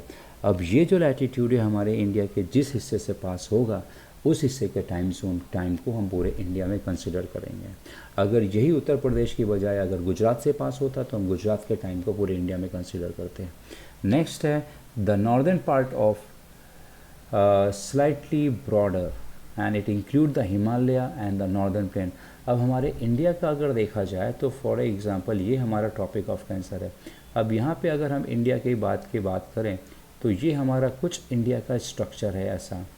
तो ये अगर देखा जाए तो स्लाइटली हमारा ये हिस्सा बहुत चौड़ा है बाकी इंडिया के रिमेनिंग पार्ट से। Now moving on to the next and southern triangular area. अब हमारा जो सदर्न ट्रायंगुलर एरिया ये हमारा इक्वेटर के नीचे का जो एरिया है ये कंसिडर देखा जाए टैपरिंग है, कहीं पे ऊंचा है, कहीं पे प्लेन है, कहीं पे गड्ढे हैं। तो इस तरीके का देखा जाए तो टेपर है यानी ज़मीन लेवल नहीं है। हम साउथ तक जाएंगे ना तो हमें इसी तरीके की ज़मीन देखने को मिलेगी, लेकिन हमारे नॉर्थ में एकदम प्लेन लैंड है। जो आपका देखा जाए यहाँ पे एकदम प्लेन लैंड है, समतल ज़मीन है, बट लेकिन यहाँ पर ज़मीन ऊबड़ खाबड़ है। This region include a large part of peninsular and coastal plain. अब ये रीजन जो है यहाँ पे बहुत बड़े बड़े प्लेटू हैं और अलॉन्ग विद दिस यहाँ पे अगर देखा जाए तो ये हमारा कोस्टल प्लेन है। समुद्र के पास जो प्लेन समतल ज़मीन है उसको हम कहते हैं coastal plain. Now moving on to the next topic, give a detail account of the structure of the earth. अब हम लोग यहाँ पे स्ट्रक्चर ऑफ द अर्थ को डिस्कस करेंगे। इसमें ही एक और क्वेश्चन है, explain the tectonic plate and how many tectonic plates are there. तो हम इसके आंसर और उसके आंसर को सेम कंसिडर कर सकते हैं। चलिए अब थोड़ा सा हम हमारे अर्थ के स्ट्रक्चर के बारे में जान लेते हैं। अगर हम स्ट्रक्चर को हम स्टडी करेंगे तो हमें क्या क्या मिलेगा। The answer is the structure of the earth float on a semi liquid raw material of atmosphere. अब हमारा जो अर्थ है वो एक तरीके से देखा जाए तो एक सेमी लिक्विड पत्थर है जिसके ऊपर कह सकते हैं कि फ्लोट कर रहा है। और क्रस्ट क्या है, ज़मीन की जो सबसे ऊपरी सतह होती है उसको क्रस्ट कहते हैं। Due to the heat generated in the interior of the earth the radioactive weight exerted pressure toward the surface of the earth. As a result the crust of the earth disintegrated into a large pieces and main 7 lithosphere और tectonic plates are formed। अब जैसे आप जानते हैं कि ये है हमारा अर्थ, ठीक है, ये इसे हमारा कोर है, ये हमारा मेंटल है। अब यहाँ पे ऐसा माना जाता है कि बहुत ही सा लावा फिल्डअप है और यहाँ पर का जो टेम्परेचर है तकरीबन 5000 सेल्सियस है। अब यहाँ पर से कॉन्टीन्यूसली हीट, इसका वेट, इसका ज़मीन का प्रेशर की वजह से यहाँ पे गैस फॉर्म होती है और जब ये गैस धीरे धीरे करके निकल के बस्ट हुई तो इस तरीके से हमारी 7 लिथोस्फीयर यानी हमारी अर्थ जो है वो पहले पूरी कंप्लीट एक थी, पर लेकिन गैस के निकलने की वजह से, ब्लास्ट होने की वजह से ये जो अर्थ है ये 7 प्लेट में हुई और वापस मिल गई। अब there are 7 plate. Number 1 Pacific, northern American plate, South American plate, Euro Asian plate, African plate, Indo Australian plate and Antarctical plate. ये हमारी तकरीबन 7 प्लेटें हैं। नेक्स्ट हम लोग यहाँ पे जानते हैं कि दैट ये प्लेट के अलग अलग मूवमेंट्स होते हैं। जैसे सबसे पहले अगर मूवमेंट अगर हम लोग जानते हैं तो है हमारा डाइवर्जन प्लेट। अब डाइवर्जन प्लेट क्या होता है कि कभी भी जब दो ज़मीन के हिस्से एक दूसरे से अगर दूर जा रहे हैं तो इसको हम कहेंगे डाइवर्जन। अब जही दूर जाने के बाद ये ज़मीन के टुकड़े एक दूसरे के पास आते हैं तो इसको हम कहेंगे कन्वर्जन। और जब यही टुकड़े पास आने के बाद एक दूसरे को रब करके आगे पीछे मूव होते हैं, that is consider as an transform boundary. Now ये अभी हमने जाना। नाउ अब थोड़ा सा और अलग तरीके से जानते हैं। Fault take place due to the process of divergence. यहाँ पे कभी कभी क्या होता है डाइवर्जन में ना गलतियाँ हो जाती, जैसे wild fold occur due to the process of convergence. अब जब प्लेट एक दूसरे से अलग जाती है तो सपोज बाय चांस ये एक प्लेट है, ठीक है, अब पहले ये दूर गई तो डाइवर्जन, अब जब ये पास आएगी तो इनको क्या कहेंगे, कन्वर्जेंस कहेंगे। अब जब ये प्लेट एक दूसरे से टकराती है तो ये एक जगह पे नहीं है, ये प्लेट एक दूसरे के ऊपर चढ़ जाती है। सो इस तरीके से हमारी ज़मीन के अलग अलग हिस्से बने। This process of moving on the into the opposite direction is responsible for the सेस्मेनिक वेलो प्रोसेस। अब ये जो अब हम ये जानते हैं कि ऐसा क्यों होता है। ये दो प्लेट है, अब ये अगर एक दूसरे से अलग कैसे जा रही है, ठीक है। अब जैसे ही ज़मीन के कोर से गैस निकलती है तो इतना प्रेशर होता है कि ये ज़मीन को अलग कर देती है, और जब यही ज़मीन के टुकड़े जब वापस आपस में टकराते हैं तो ये क्या होता है, ये एक दूसरे के ऊपर चढ़ जाते हैं। और इस तरीके से अगर देखा जाए तो हमारा एक यहाँ पे देखिए अब माउंटेन क्रिएट हो गया। जब ज़मीन एक दूसरे से टकराती है तो इतने स्पीड में टकराती है कि एक ज़मीन का हिस्सा कट के दूसरे हिस्से के ऊपर आ जाता है और हमारा इस तरह से पहाड़ बन जाता है। Now when ever these plate drift apart, जब एक दूसरे से अलग होती हैं, दे फॉर्म अ फिशर, क्योंकि जब वापस आके टकराती हैं तो यहाँ पे हल्की हल्की दरारें पड़ जाती हैं, जिसको हम लोग फिशर्स कहते हैं। आप लोगों ने देखा होगा ज़मीन जब फट जाती है, ज़मीन में जब पानी सूख जाता है तो ज़मीन में दरारें पड़ जाती है, that is known as fissure. Continent situated over these plate are constantly different. अब ऐसा माना जाता है कि हमारे जो जितने भी कॉन्टिनेंट हैं, जैसे हमारा रशिया है, ऑस्ट्रेलिया है, एशिया है, अफ्रीका है, हमारा नॉर्थ अमेरिका है, ये एक दूसरे कॉन्टिन्यूसली ये क्या हो रहे हैं, फ्लोट हो रहे हैं। और such plates are called transform boundary, इनको हम क्या कहेंगे, ट्रांसफॉर्म बाउंड्री कहेंगे। नाउ बिफोर, अब यहाँ पे अगर देखा जाए तो before millions of year India was a part of a vast land form called Gondwana land. अब करोड़ों साल पहले की अगर बात है, ऐसा साइंटिस्ट लोग जो डिस्कवरी करते हैं उन्होंने ऐसा माना है कि इंडिया जो है गोंडवाना लैंड का एक पार्ट था। It include the present continent south America, Africa and Australia and Antarctica. अब ये कौन कौन से, पहले आज देखो कि साउथ अमेरिका हमारा एक अलग आइलैंड है, अफ्रीका एक पूरी तरीके से देखा जाए अलग आइलैंड है, ऑस्ट्रेलिया एक अलग पार्ट है, अंटार्कटिका एक अलग पार्ट है। लेकिन करोड़ों अरबों साल पहले ये सब पूरा एक ही ज़मीन का हिस्सा थे। उसके बाद volcanic activity, seismic activity, tectonic activity के ये ज़मीन के टुकड़े हुए और फ्लोट हो के एक दूसरे से अलग हो गए। In the course of time Indo Australian plate separated from Gondwana land. इसी बीच में सबसे पहले तो उससे हमारी जो इंडिया और ऑस्ट्रेलिया एक दूसरे से अलग हुए। ये अगर देखा जाए तो हमारे इंडिया का स्ट्रक्चर है, चलिए यहाँ पे ये हमारा देखा जाए तो इंडिया का स्ट्रक्चर है। पहले जो ऑस्ट्रेलिया आज जो यहाँ पर है, पहले इस तरीके का था ऑस्ट्रेलिया, ठीक है। उसके बाद वॉल्केनिक एक्टिविटी हुई तो ये ऑस्ट्रेलिया यहाँ से कटा और फ्लोट होके यहाँ पे आपका फॉर्म हो गया। तो इस तरह से अब माना जाए कि ऑस्ट्रेलिया पहले इंडिया ऑस्ट्रेलिया पहले एक ही ज़मीन के टुकड़े थे, लेकिन भूकंप, वॉल्केनिक एक्टिविटी की वजह से ऑस्ट्रेलिया जो है वो टूट के इंडिया से अलग हो गया। इसी तरीके से हमारा अफ्रीका और कह सकते हैं अटलांटिका और अंटार्कटिका और हमारा साउथ अमेरिका। नेक्स्ट कॉन्सेप्ट अगर देखा जाए,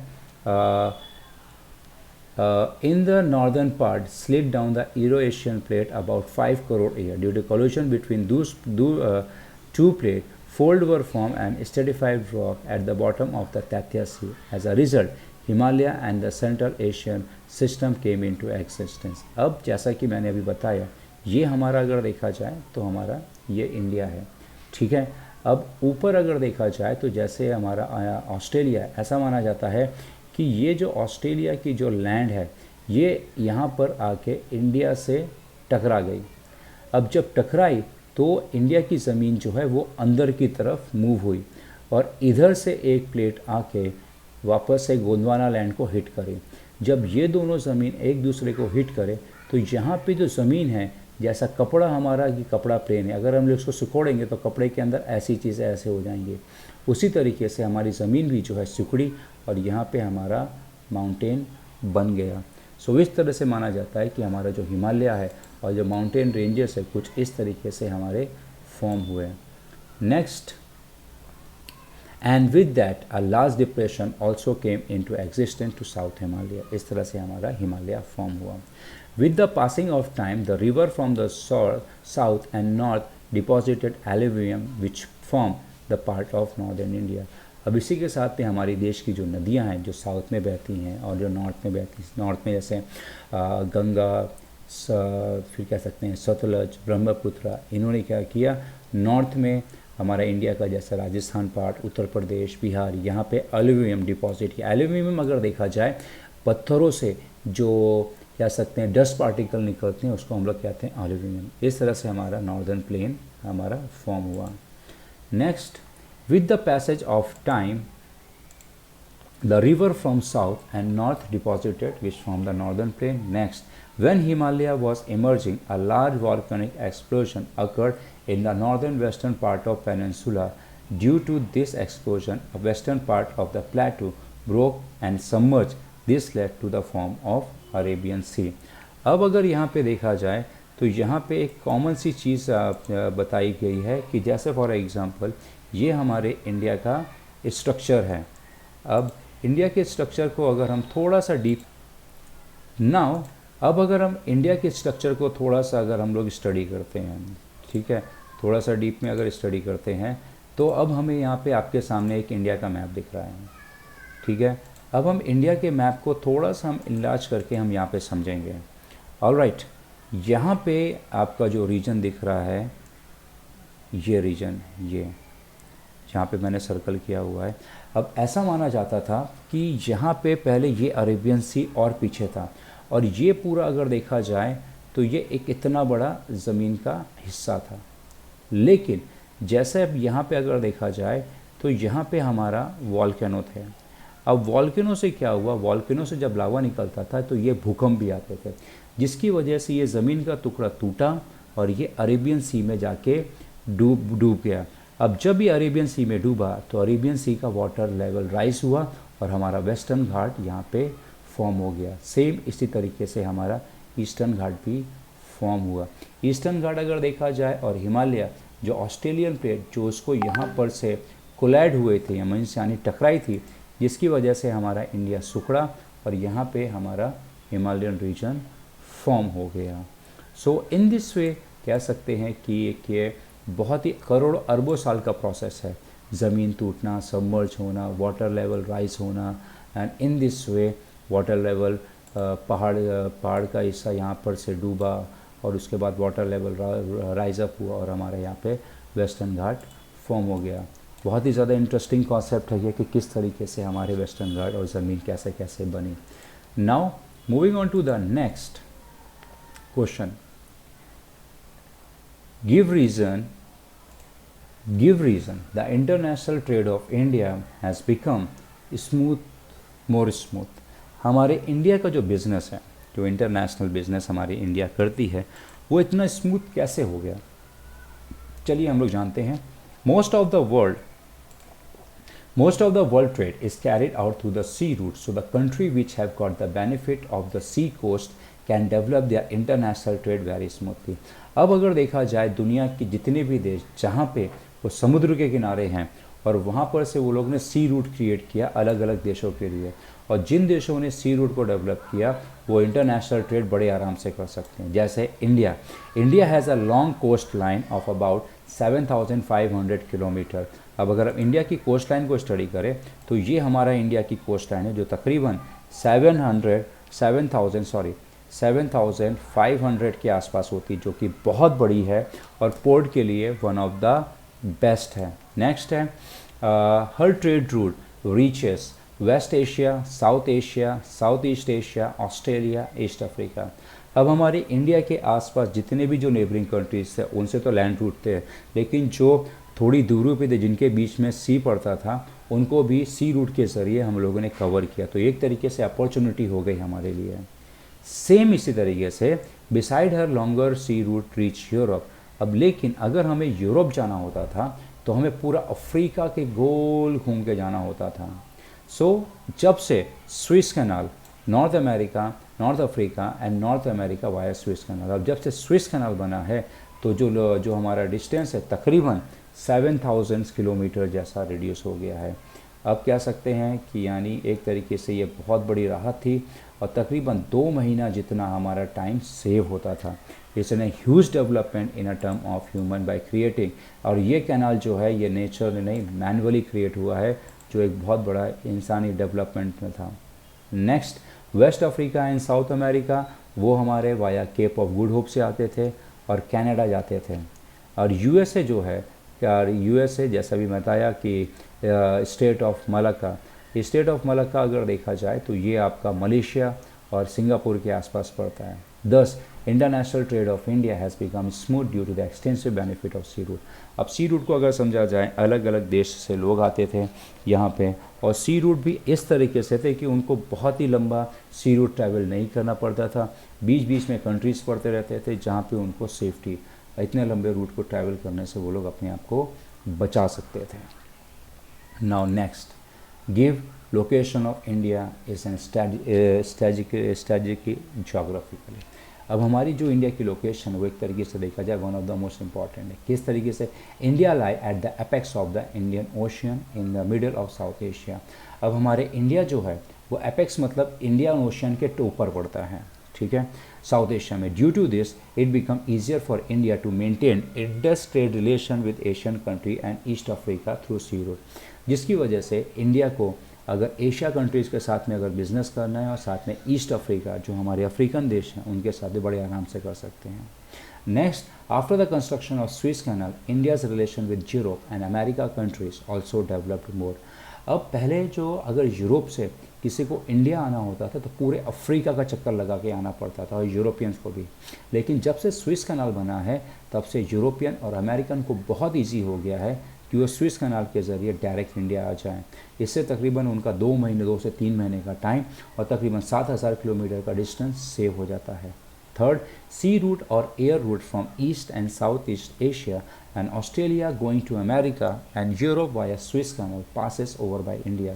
अब चाहे लैंड रूट ले लो चाहे एयर रूट ले लो, अगर किसी को ऑस्ट्रेलिया से यूरोप या अमेरिका जाना है या अमेरिका और यूरोप से ऑस्ट्रेलिया आना है तो उनको स्विस कैनाल से पास होना पड़ता है और इंडिया के एयर रूट यूज़ करना पड़ता है, जिसकी वजह से देखा जाए इंडिया का जो लोकेशन है जोग्राफिकली बहुत ही ज़्यादा स्ट्रेटेजिक है।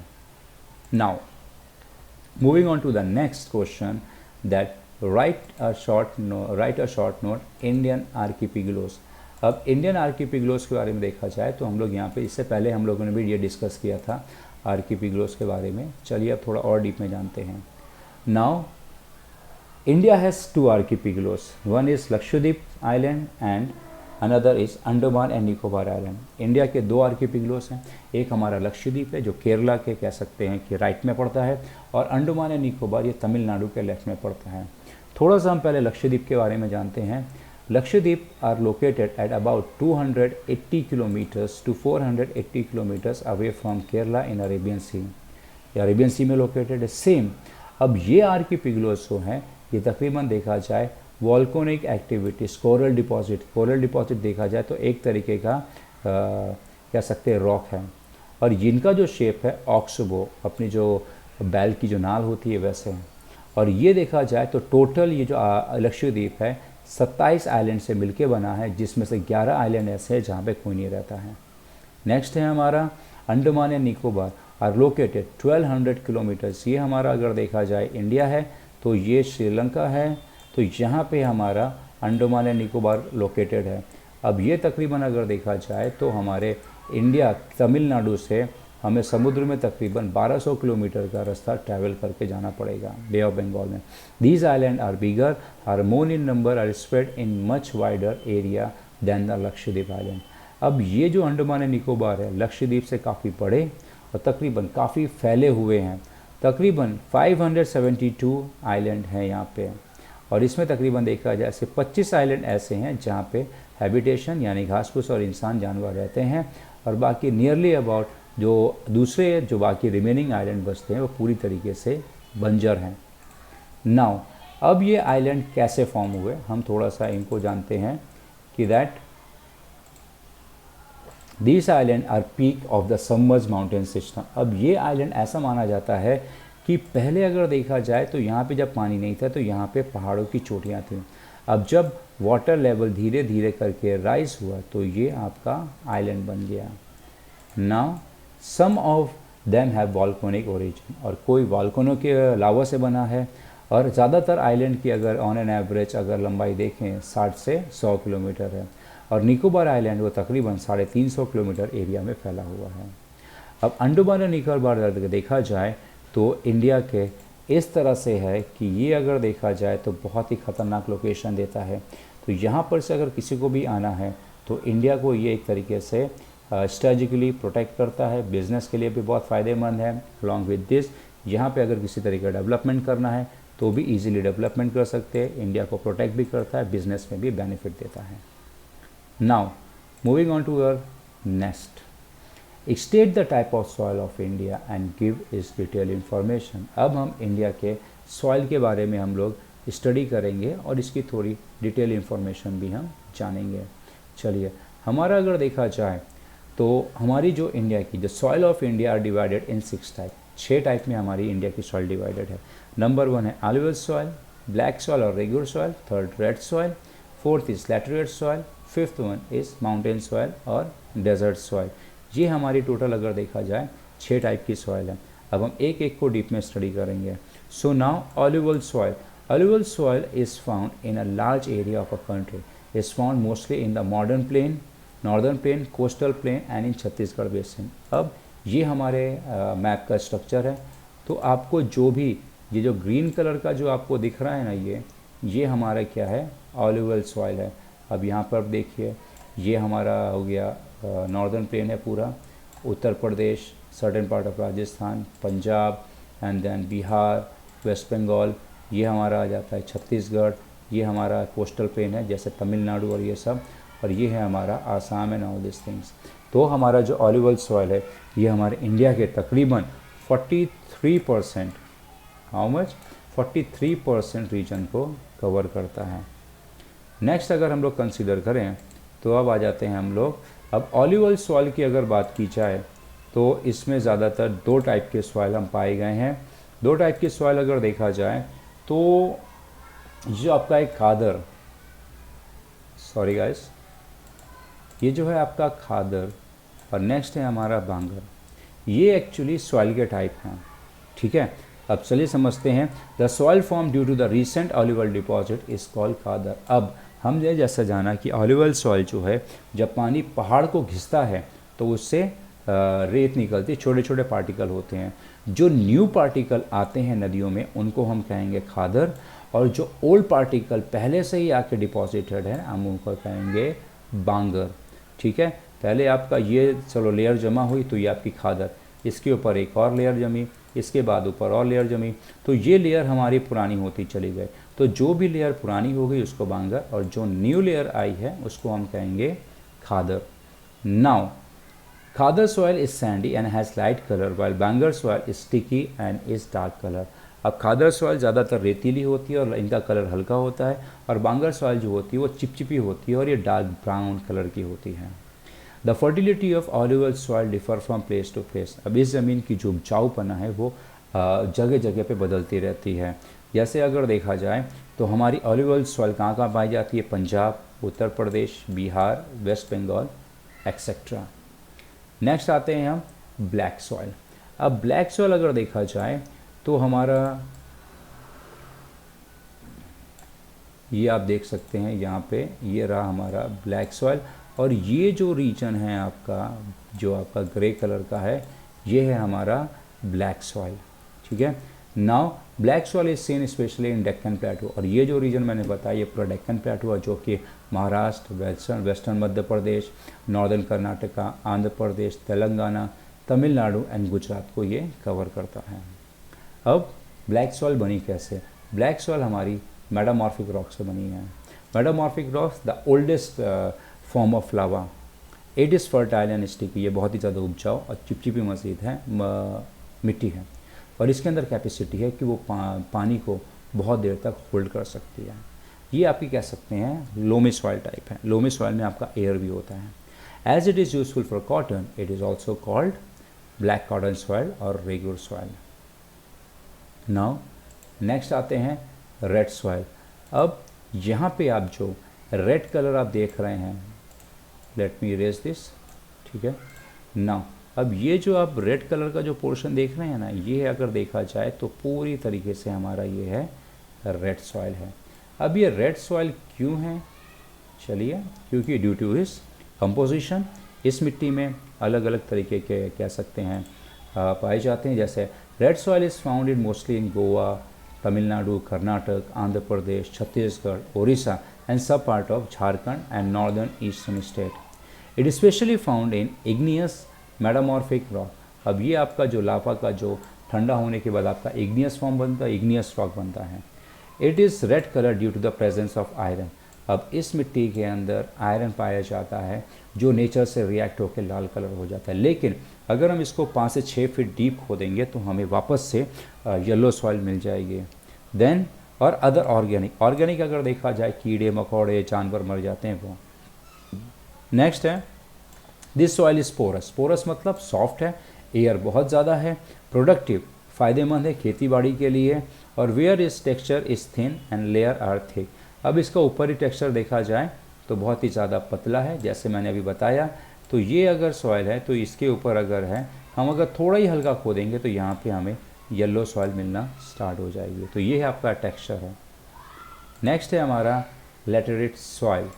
अब लैटेराइट सॉइल को अगर कंसीडर किया जाए is found in west Maharashtra, Goa, Karnataka, Kerala and Assam. अब आ जाते हैं हम लोग हमारा लैटेराइट सॉइल पे। तो अब ये देख रहे हो ना, ये आपका कह सकते हैं लाइट पिंक, तो ये है हमारा लैटेराइट सॉइल। जैसे एक तो हमारा ये हो गया, दूसरा हमारा ये हो गया, तीसरा हमारा ये हो गया। इसको 1 मिनट इरेज कर देता हूँ। यस, ये जो आप देख रहे हो ना, ये हो गया रीजन, ये रीजन हो गया, ये रीजन हो गया, ये हमारा यहाँ पे लैटेराइट सॉइल पाया जाता है। अब लैटेराइट सॉइल जैसे महाराष्ट्र, गोवा, कर्नाटक, केरला, उड़ीसा, असम और कुछ पार्ट निकाला है। Laterite soil is form due to the degradation of mineral of the top soil because of heavy rain. अब लैटेराइट सॉइल जो है ये टॉप सॉइल के और मिनरल के मिलने की वजह से बनी है। Next, the proportion of the combination of iron and aluminium aerated the layer is more, so soil become red. अब ये लैटेराइट सॉइल ये लाल कलर इसलिए है क्योंकि इसके अंदर आयरन और एल्यूमिनियम की क्वांटिटी बहुत ज़्यादा है, जिसकी वजह से in the eroded layer is मोर, मतलब जो यहाँ पे so the soil become red. इस तरीके से ये सॉइल यहाँ पे रेड कलर की है। आपका रेड सॉइल उसमें आयरन की प्रेजेंस ज़्यादा है, और इसमें अगर देखा जाए आयरन एंड एल्यूमिनियम की कैपेसिटी ज़्यादा है। Then the organic matter in laterite soil is less. अब ये ज़मीन अगर देखा जाए तो इसके अंदर मिनरल बहुत पाए जाते हैं। मिनरल कम पाने की वजह से यहाँ पे फर्टिलिटी नहीं हो सकती है, क्योंकि मिनरल्स जो होते हैं वो प्लांट्स के लिए इतने ज़्यादा फ़ायदेमंद नहीं हैं, जिसकी वजह से ये ज़मीन बहुत ही ज़्यादा बहुत कम उपजाऊ है। Now mountain soil. Mountain soil is found in Himalaya and in the region of Jammu Kashmir, Ladakh, Himachal Pradesh, Uttarakhand, Sikkim, Arunachal Pradesh which have mountainous region. अब हमारा अगर देखा जाए तो यहाँ पे जो हमारी सॉइल है माउंटेन सॉइल, ये रीजन को अगर ऑब्ज़र्व करें तो ये है हमारी माउंटेन सॉइल, जो मोस्टली ऑफ पहाड़ी रीजन में पाई जाती है। So moving ahead to the next, there are more organic matter in the soil of the forested area. अब यहाँ पे ऑर्गेनिक मैटर ज़्यादा होते हैं क्योंकि यहाँ पे पेड़ टूट के गिरते रहते हैं, जानवर यहाँ पे मर जाते हैं, और यहाँ पे इंसानों की एक्टिविटी मूवमेंट बहुत कम है, क्योंकि ये हिली रीजन है और बहुत ही ज़्यादा हाई एल्टीट्यूड में जहाँ पे इंसानों का मूवमेंट कम है, जिसकी वजह से यहाँ पर की ज़मीन बहुत ही ज़्यादा ऑर्गेनिक और फर्टाइल कह सकते हैं। नेक्स्ट है हमारा डेजर्ट सॉइल। अब डेजर्ट सॉइल के अगर कॉन्सेप्ट को समझे तो हमारा डेजर्ट सॉइल कहाँ पे पड़ता है? हमारा डेजर्ट सॉइल जो है वो ये रहा, येलो कलर का, बहुत ही लिमिटेड एरिया है, ज़्यादा फैला हुआ नहीं है। इसकी वजह से अगर देखा जाए तो डेजर्ट सॉइल बहुत ही स्मॉल रीजन में है।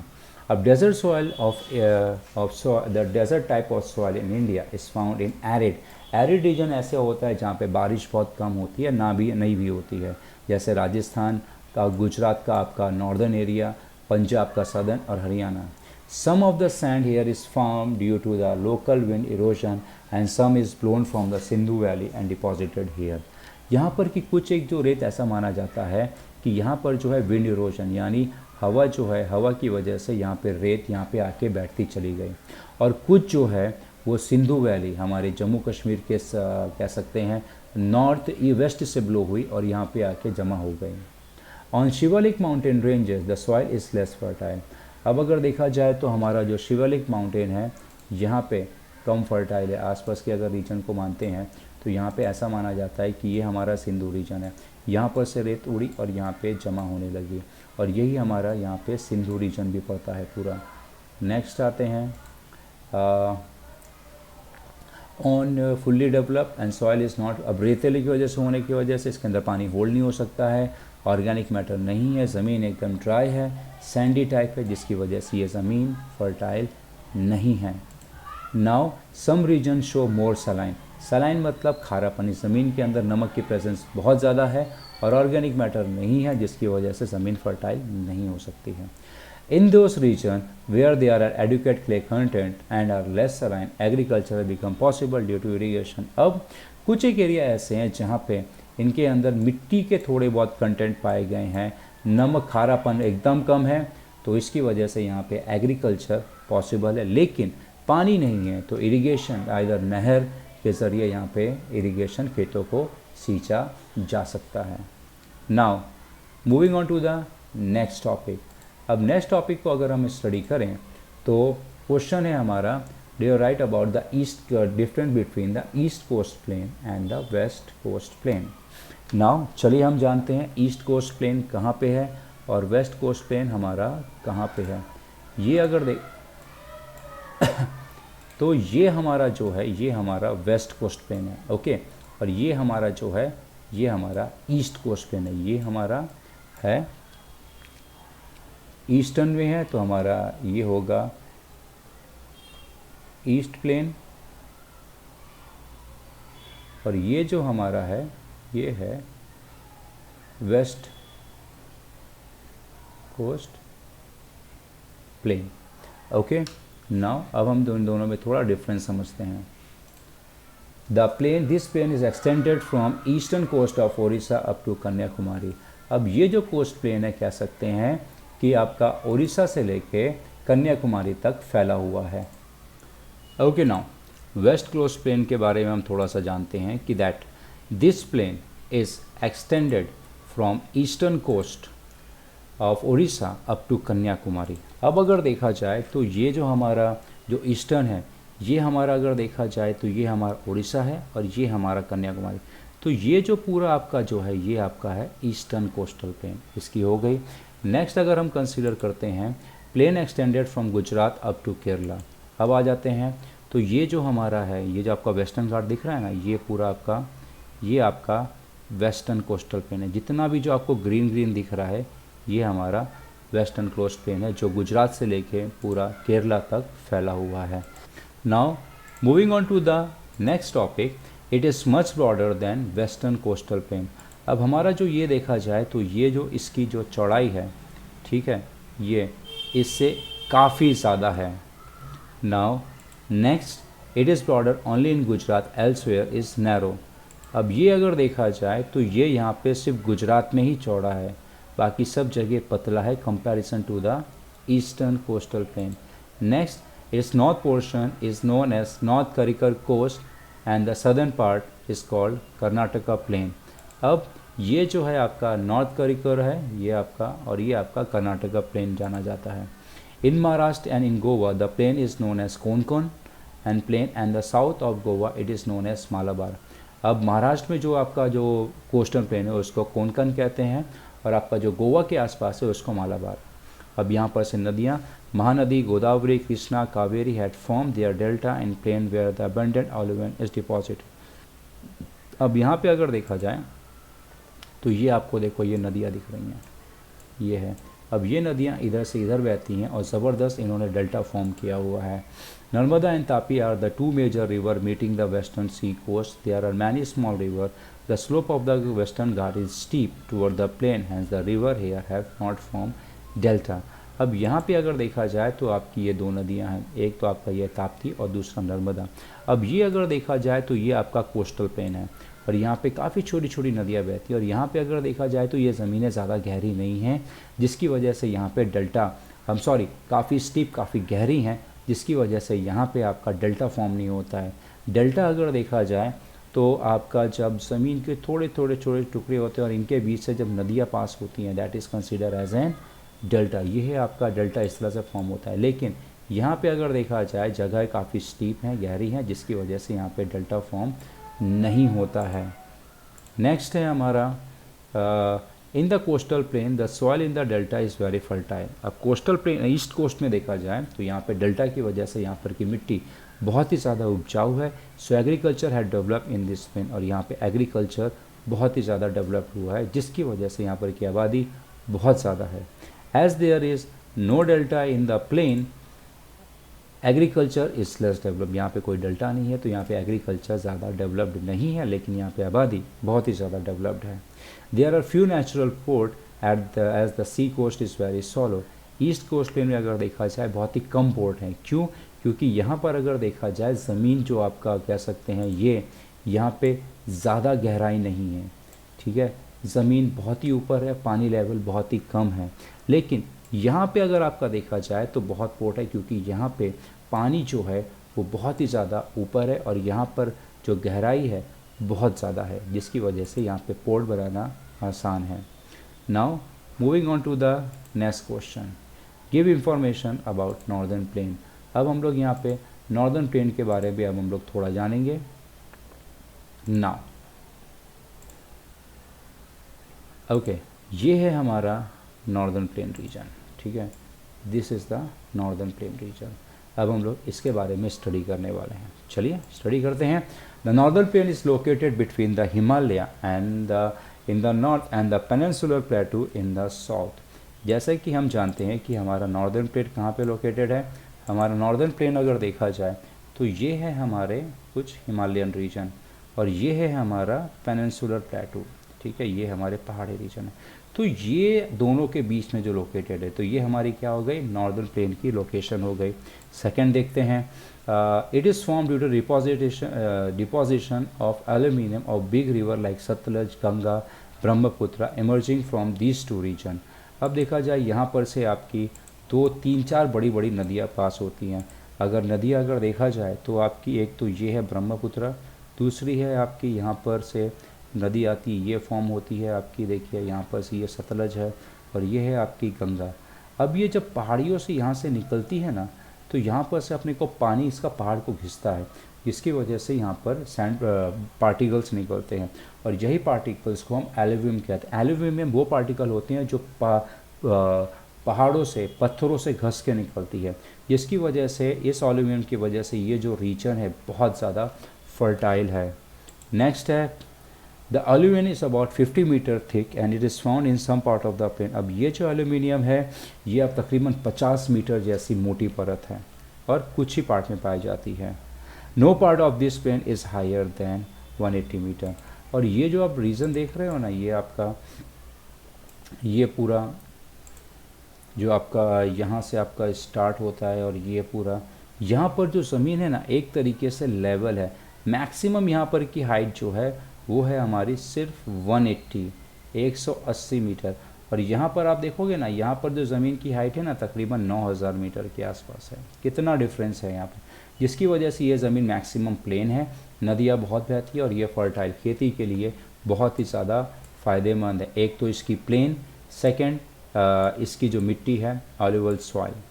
नेक्स्ट अगर देखा जाए, the plain is about 2400 kilometre long and its western part is narrower than eastern part.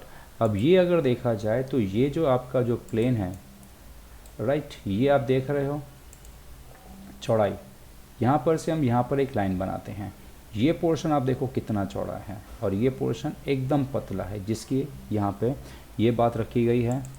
Then the plain is considered to be the one of the largest river plain in the world. अब यहाँ पर की जो नदियाँ हैं, ठीक है, जैसे आपका एक ये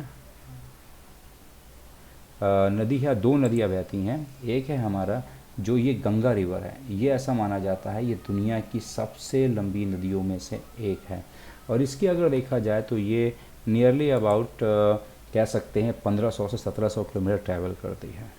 agriculture has develop in this region due to fertile soil. अब यहाँ पे खेती बाड़ी बहुत डेवलप हुई है क्योंकि यहाँ पर की ज़मीन फर्टाइल है, क्लाइमेट बहुत अच्छा है और यहाँ पे बारिश के साथ में रिवर की पानी के साथ में जो अंडरग्राउंड वाटर है वो भी बहुत ही अच्छा है। So this plain is considered to be a prosperous region of India. It include cities like Delhi, Agra, Kanpur, Lucknow, Allahabad, Varanasi, Patna. Next आ जाते हैं हम। The plain is narrower. The plain is narrower near Delhi. अब प्लेन क्या है, यहाँ पे थोड़ा पतला हो गया है। जैसे अगर देखा जाए तो ये आपका जो रीजन है, ये जो आपका ना इंडिया का जो ये नेक दिख रहा है ना, ये रीजन ये पतला है, पर लेकिन कंपैरिजन यहाँ पर आपका मोटा है। जो इसकी साइज़ और इसकी साइज़, इसके लिए इसको नैरो कहा गया है और हमारा यहाँ पे दिल्ली फॉल होता है। नेक्स्ट है this plain is also called a gateway of Ganga, इसीलिए इस प्लेन को गेटवे ऑफ द गंगा भी कहा जाता है। नेक्स्ट हमारा आ जाते हैं। The northern plain is about 2400 kilometres stretching from the mouth of river Sindhu up to the Ganga Brahmaputra mouth and is about 150 to 300 kilometre broad and it is narrow in the east. अब यहाँ पे अगर देखते हैं, थोड़ा सा आपको यहाँ पे समझना पड़ेगा कि दैट जो आपकी जो रिवर है ये फॉलो हो रही है, ये इसके बारे में बात की गई। और एक आपका आता है ब्रह्मपुत्र। ब्रह्मपुत्र हालांकि अगर देखा जाए ये नदी जो है आपकी यहाँ से इमर्ज होती है, ये देखिए ये नदी दिख रही है, ये यहाँ से इमर्ज हो रही है, इंडिया में एंटर होती है और फिर ये ब्रह्मपुत्र। ये तकरीबन ऐसा कहा गया है इसमें कि दैट नॉर्दर्न प्लेन जो है वो तकरीबन 2400 किलोमीटर फैला हुआ है, ठीक है। और तकरीबन जो सिंधु से लेकर गंगा ब्रह्मपुत्र का जो नदी जहाँ से इमर्ज होती है वो तकरीबन 150 किलोमीटर से लेकर 300 किलोमीटर तक चौड़ा है और ईस्ट में ये पतला होता चला जाता है। जैसे ये देखिए आप, ये जो चौड़ाई यहाँ पर से आप देखिए फिर पतला होता चला गया है, इसकी बात की गई है यहाँ पे। Then the plain has 2 division, Sindhu river system and plain and Ganga Brahmaputra river system. अब इसमें 2 सिस्टम है, एक पूरा ये सिंधु रिवर सिस्टम, ठीक है, दूसरा पूरा है Brahmaputra Ganga and Brahmaputra river system. Now next concept, the plain formed by 5 tributaries Sindhu, Jhelum, Chenab, Byas, Ravi, Satluj, that is known as Punjab. यानी पंच मतलब 5 और आब मतलब पानी। अब ये जो आप अगर देख रहे हैं इसको थोड़ा सा मैं इनलार्ज करता हूँ। ये जो सिंधु रीजन है ये आप देखो, ये 5 नदियों से मिलकर बना है और ये है आपकी सतलज। अब इन 5 रीजनों को हम क्या कहते हैं, ये 5 नदियाँ हैं तो इसको हम कहेंगे आपका पंच, ये पंजाबी है, और आब यानी वाटर। इसके लिए इस रीजन को हम पंजाब रीजन कहते हैं। Next, sorry, yes, most of this plain is in Pakistan, लेकिन ज़्यादातर इसका कहाँ पे है, पाकिस्तान में है। चलिए, ये हो गया, हमने सतलज के बारे में जान लिया। अब हम लोग जानते हैं गंगा।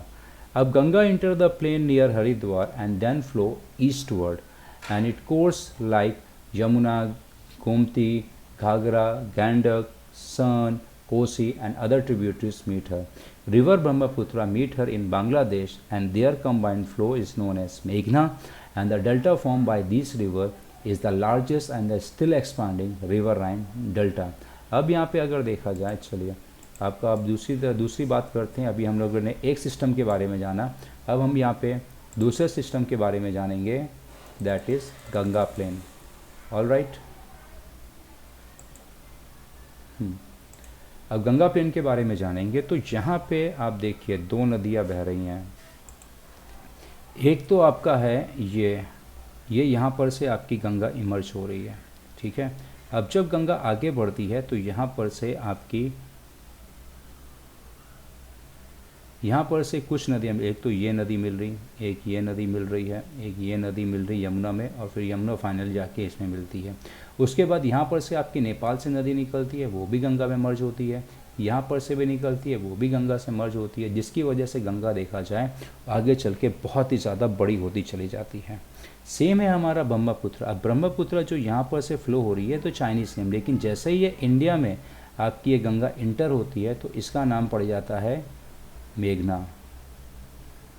ऑलराइट, अब ये जो है ये ब्रह्मपुत्र यहाँ पर से आ रही है, तो गंगा को जो यहाँ पर से दो डिवीज़न हो जाते हैं, एक तो बांग्लादेश चली जाती है और दूसरा आपकी आ जाती है बे ऑफ बंगाल।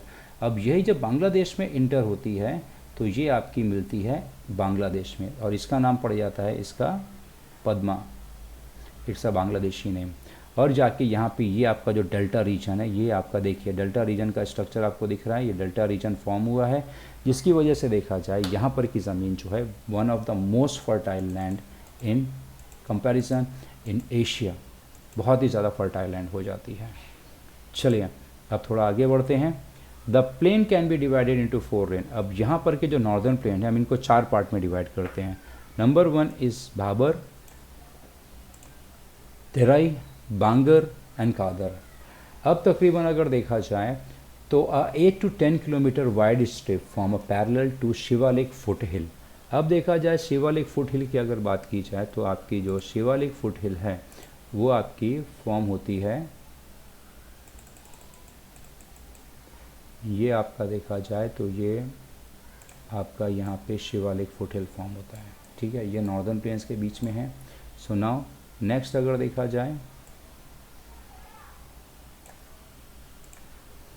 देन और यहाँ पे जितने भी पहाड़ से जो पेबल छोटे छोटे पत्थर and along with this gravel आते हैं, इनको हम कहते हैं Bhabar. Terai region fall in the south of Bhabar.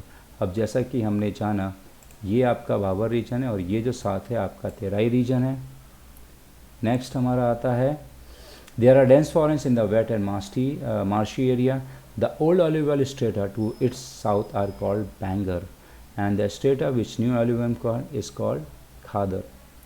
Now moving on to the next, ये हमारा था पूरी तरीके से हमारा नॉर्दर्न प्लेन सिस्टम, ये one of the most important topic है। नेक्स्ट एरिया कवर करते हैं describe the characteristic of the Deccan plateau as a part of peninsular part of India. अब जिस तरह से हमने नॉर्दर्न प्लेन के स्ट्रक्चर के बारे में जाना उसी तरीके से हम डेक्कन प्लेटू के बारे में भी हम जानेंगे। चलिए the characteristic of Deccan plateau are as follows. सबसे पहले तो हम इसके लोकेशन के बारे में हम जानेंगे। तो आ जाते हैं हम इंडिया के मैप में आ जाते हैं, थोड़ा सा हम इसको इरेज कर देंगे। ओके ठीक है, ये आपको रीजन जो दिख रहा है that is this is now completely erased. अब आप देख सकते हैं कि यहाँ पे आपका जो है ये है रीजन पूरा डेक्कन प्लेटू। ऑलराइट, ये पूरा आपका ना जहाँ तक आपको ब्राउन कलर दिख रहा है ये पूरा डेक्कन रीजन है। चलिए थोड़े से और इसके डीप में हम लोग जानते हैं। Deccan plateau is spread from Satpura Mahadev to Maikal hills in the north and southern tip of the peninsula in Kanyakumari. Western Ghat are situated on its western boundary and eastern Ghat are situated on the eastern boundary. अब ये आपका देखें तो ये आपका मक्काई यानी माइकाल है और ये है आपका कन्याकुमारी रीजन, यानी देखिए पतला होता चला गया है पूरा, यहाँ तक आपका डेक्कन प्लेटू फैला हुआ है। ये आपका है वेस्टर्न घाट क्योंकि ये वेस्ट में है और ये है आपका ईस्टर्न घाट क्योंकि ये आपका इंडिया के आपके जो पेनिनसुलर का ईस्टर्न पास्ट है। Now next the western region of Deccan plateau is composed of lava. अब कह सकते हैं कि यानी जो हमारा जो ईस्टर्न पार्ट है यहाँ पर का ये पूरी तरीके से देखा जाए तो लावा से फिल्ड अप है।